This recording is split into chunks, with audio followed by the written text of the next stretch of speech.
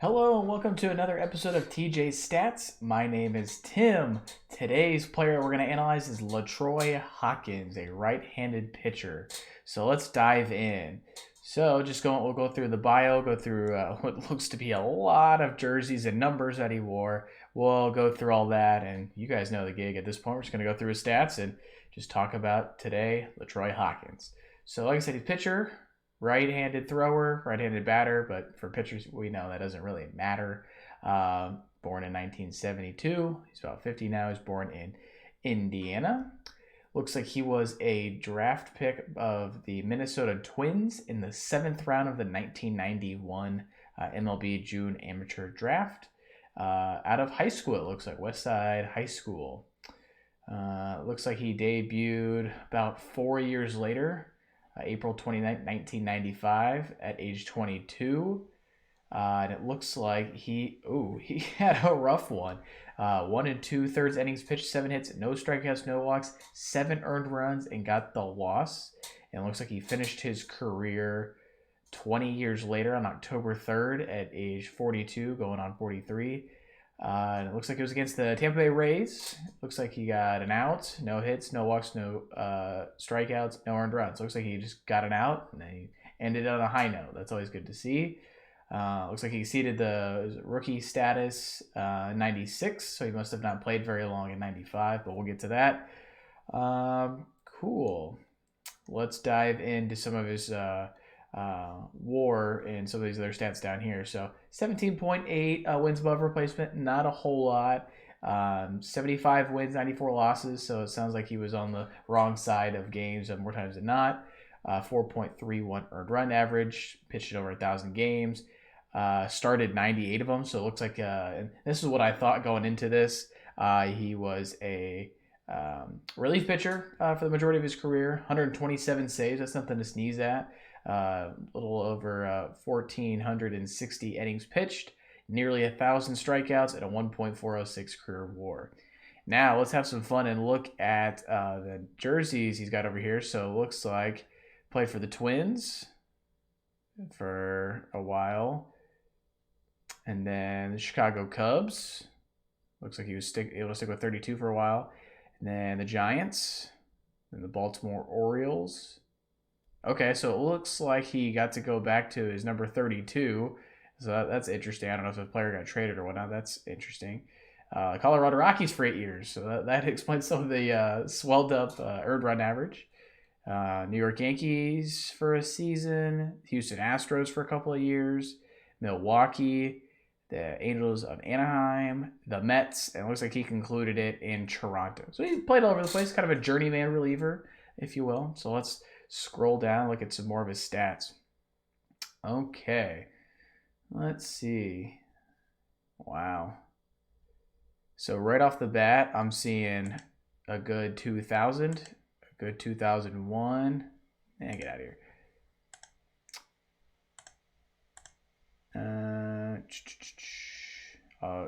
So really good 2002, 2003. So it looks like his prime was, about that 2000 to, really you could argue, the 2008. And then this looks like he barely pitched. We'll have to dive into this year. This one looks rather interesting. Looks like that was his best FIP, which for those who don't know, it's fielding independent pitching. So it's basically ERA, but you take out the defensive pros or cons there.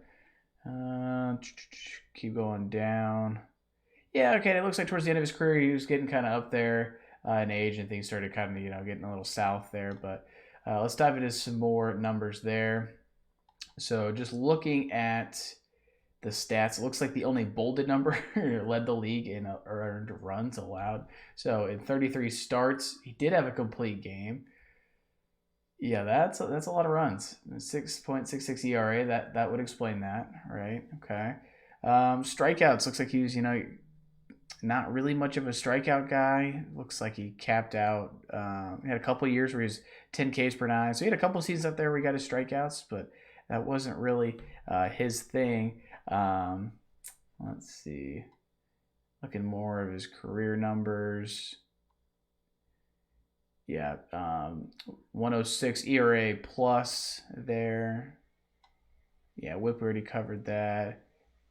Yeah, so his career averages, home runs per nine, that's a pretty good stat. Walks per nine is a little high. Strikeouts, like we talked about there. Then 2.16, that's all right. Let's see. So let's dive in more into some of these really good years that he had. We'll go off of ERA. That might be a little easier for us. So let's look at 2002. So for the Angels, he pitched in 65 games. So it looks like pretty much after 1999 is when he stopped starting games. So that makes sense. Okay. So finished 15 games. So it looks like he was kind of, your end of the bullpen type guy. Filled in maybe when the closer needed a day off or something, or if you got a big lead. 80 pitches for a reliever. That's a good number, right? Yep. Only had 15 walks and 80 innings pitched. That's really solid. Let's see. Yeah, that's a 1.7 walks per nine. That's a really good number. Strikeouts, a little under that strikeout per inning like we talked about. But ERA plus 211, that's ridiculous. That's crazy. And at a fielding end of pinch, he had a FIP of 276. That's pretty good. Okay, so that's that year. Let's look at... No, sorry. Let's get that out of there. So we look at his age 30 season, a 1.86 earned run average. 12 games finished, couple saves. Okay. Innings pitched, close to that 80 mark like we talked about. Earned runs, he only had 16. That's nuts. That's nuts.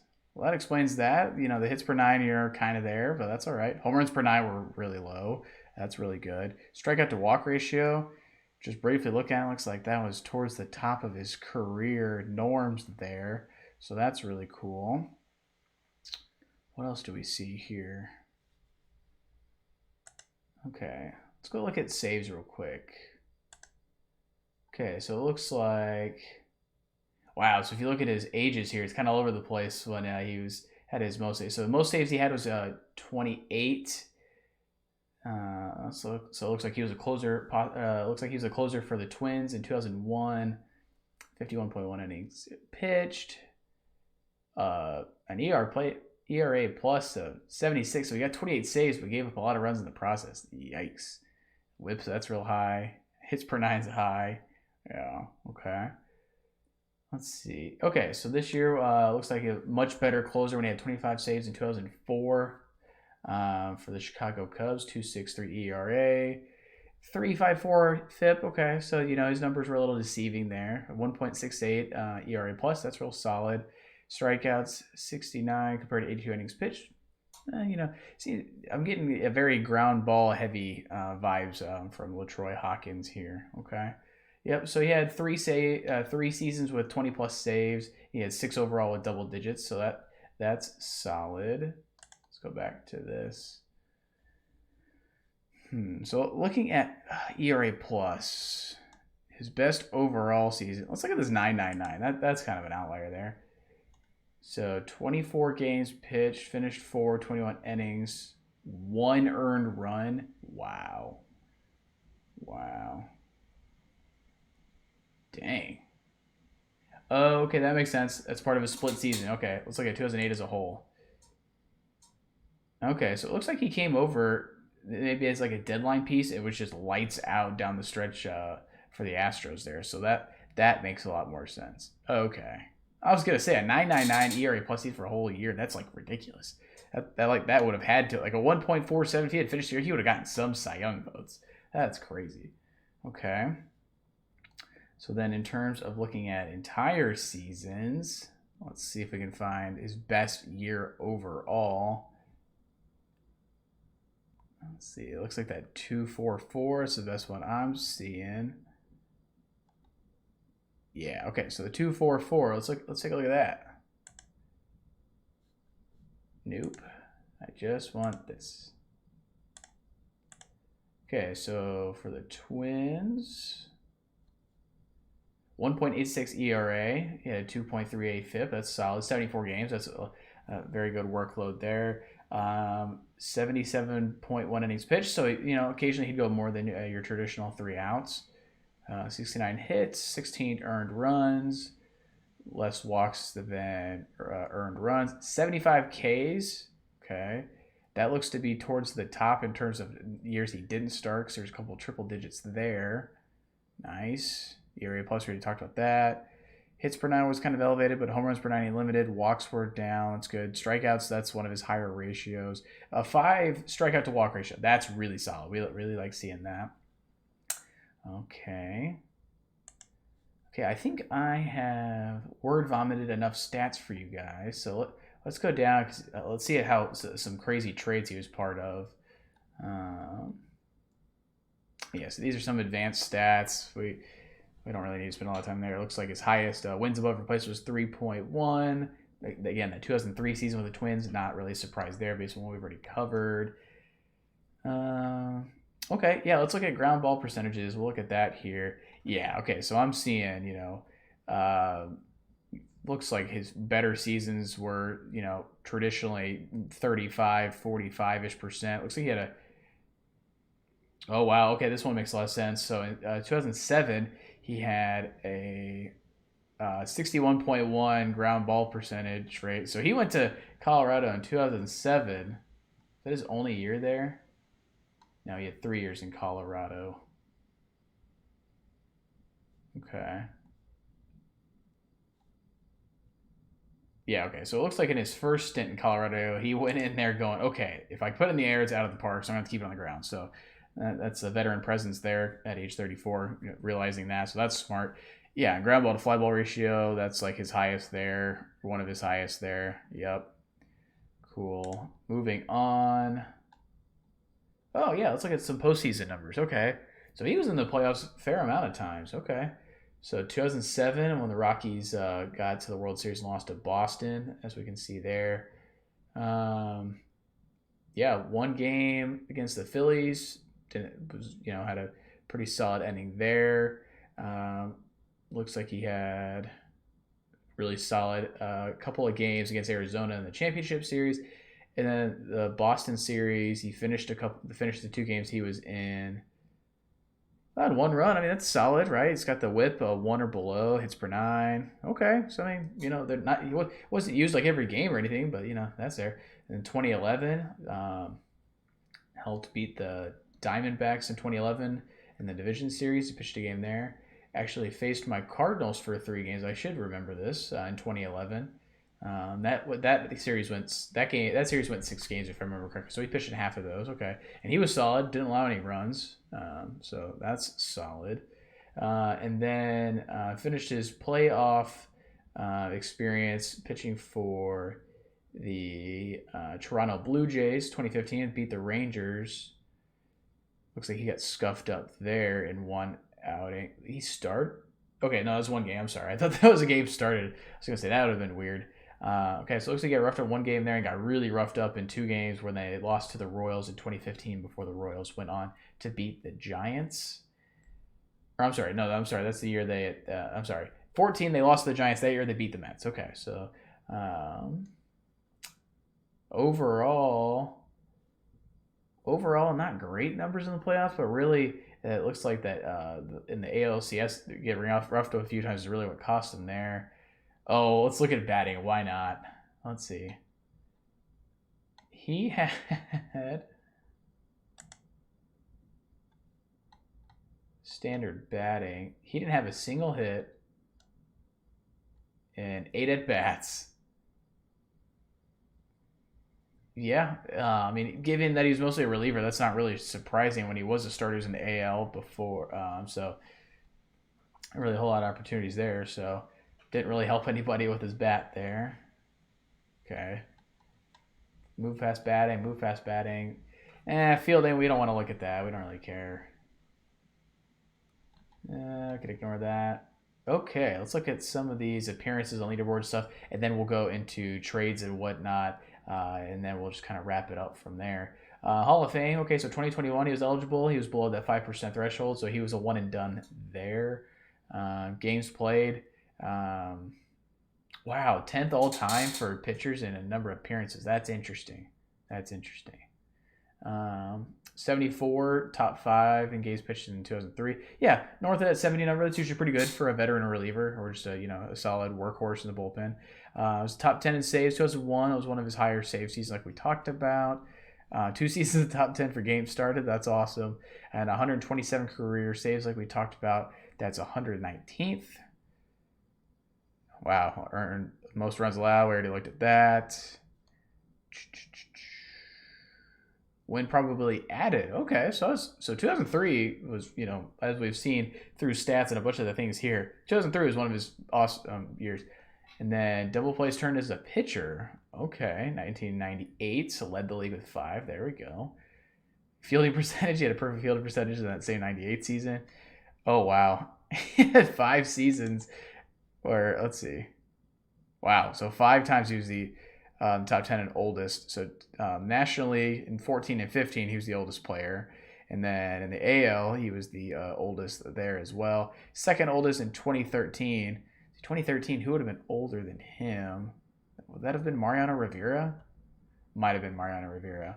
And then there's a number of guys above him in 2012. Let's see. Similar pitchers. Let's look at that. David Weathers, I remember that name. Braden Looper, remember him on the Cardinals back when. Kyle Farnsworth, remember he had a high octane fastball. Some of these other names I'm not really seeing. That's all right. Okay, let's look. Oh my gosh, his transaction pages alone is a small novel. Okay, so drafted, became a free agent in 2003, signed with the Cubs, and then 2005 traded for Jerome Williams and David Aardsma. I remember those names, not any like steals or anything there. 2005 traded to the Orioles for Steve Klein, then became a free agent, signed as a free agent with Colorado. Okay, so that year he went into Colorado. He was, he was able to sign there. He was able to prepare because we saw that really, really high 60-something percentage ground ball rate. So that's good that we saw that there. Was a free agent after 2007. Signed with the Yankees. Traded the Astros for Matt Kusick. Okay. And that was probably July 30th. That was a trade deadline trade. That's when he went on that crazy run that we talked about. Where he had that 9.99 ERA plus, and then it was free agent after that. Re-signed with the Astros for a year, it looks like, and then free agency signed Milwaukee and it was there for 2-3 years. Would have been through 10 and through 11, so 2 years. Free agency. Sorry, I'm out of breath. It's a lot of transactions here. Signed as a free agent with the LA Angels. That free agent again. Signed as a free agent with the Mets. Free agency again. Signed back again with the Colorado Rockies. Oh, here we go. Here's an interesting trade. So in 2015, he was traded by the Rockies to the Blue Jays along with Troy Tulowitzki. So that was the same trade deadline where Toronto had traded for Troy Tulowitzki, who ended up having I think it was like a fractured shoulder blade or something because he collided to an outfielder going back on a ball.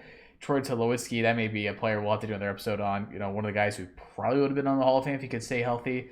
Great talent for the Rockies back in about this time period. So he was traded with Troy Tulowitzki to the Blue Jays for Miguel Castro, Jeff Hoffman, Jose Reyes, and Jesus Tinko. Okay. So he was part of that significant Troy Tulowitzki, Jose Reyes flip-flop trade. So that was when the Blue Jays were kind of going all in. And it looks like they didn't really give up because none of these players are guys that in my head really did anything significant for Colorado. Reyes was kind of on the way out of his career, and he had some off-the-field challenges there. So did that. And then he finished his career with Toronto like we saw earlier. He's granted a free agency. So there's that. So mostly insignificant trades, and the only one of the really significant player names were guys towards were a little older in their career with this 2015 trade. Okay, so now let's go into salary. Let's see how much he made. Okay. Wow. Okay. He did well. Well, okay, so about 47. Career to date, 47 million he made. I mean, that's better than start sticking the eye, right? There we go. Let's see.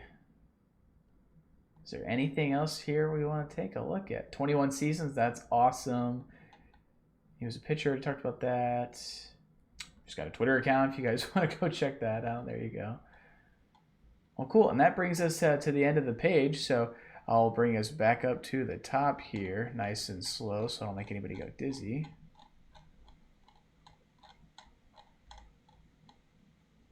Yeah, overall, one of those guys, probably, a good guy. You'd have some young pitchers being able to learn how to, be ground ball pitchers, and they're not trying to strike out the world. So this was a guy that clearly was a good bullpen asset for a bunch of teams, especially for some playoff runs and whatnot, and had some decent success along the way, whether it be the playoffs or regular season. But that's going to be it for this episode of TJ's Stats. Again, LaTroy Hawkins. If you guys have any suggestions of players you want to see in future episodes, feel free to reach out via Twitter, and feel free to put some suggestions in there, whether it's pitchers, hitters, two-way players, whatever, whether they were good players, bad players, guys that would have been Hall of Famers if they weren't injured, guys that are Hall of Famers, whatever the case may be. I'm open to suggestions, and thanks again for joining, guys, and we'll see you in the next one.